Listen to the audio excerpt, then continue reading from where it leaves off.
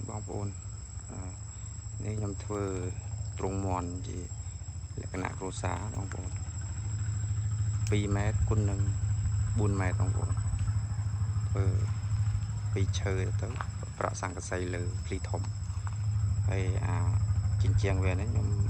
ដាក់ស្នាញ់វាខាង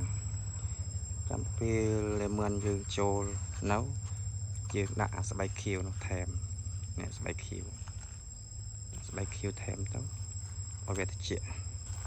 ពេលភ្លៀងមកវាអត់សូវសាច់ត្រូវកន្លែងមិនដេកឬក៏វាសើមដីអីពិបាកយើងដើរណាបងប្អូនទំហំវា2 ម៉ែត្រគុណនឹង4 ម៉ែត្របងប្អូនធ្វើអំពីឈើ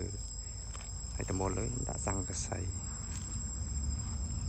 ខ្ញុំធ្វើតែមួយចង្ហៀងម៉ូតវាដូចជាម៉ូតពើហាប៉ុន្តែអត់ទាន់រួចទេបងប្អូនnow យើងចាក់សាបแล้วស្រួលយើងបោះអាចវាពីក្រោមនេះចង្ហំនេះខ្ញុំធ្វើបែបចេះយើងធ្វើមកត្រង់មុនដំបូងសាកមើលសិនធ្វើឲ្យចាំយើងពន្រីកទៅខាងនោះ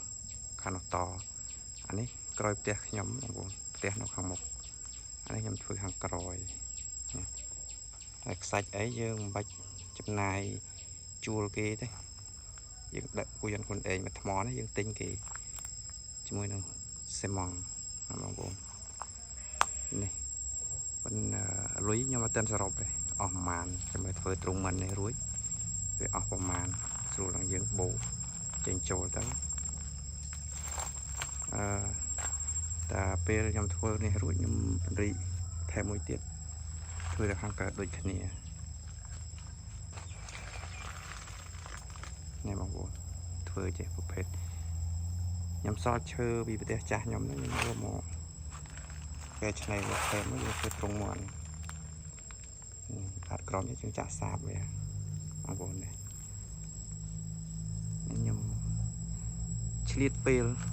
ការធ្វើនេះជិត1 ខែមួយថ្ងៃធ្វើបន្តិចឆ្